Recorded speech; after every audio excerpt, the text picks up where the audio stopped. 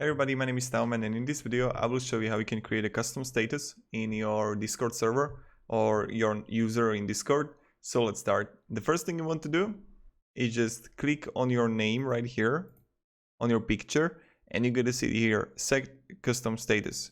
When you're gonna click on it, you just wanna like what's cooking TaoMan, and you can say like what up homies, and now you can clear after today, or you can clear it after 4 hours, 1 hour, or 30 minutes.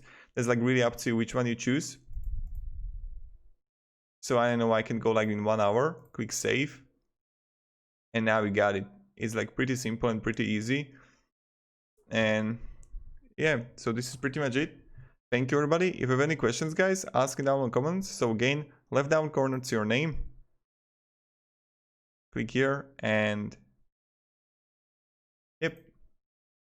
Have a great day and goodbye.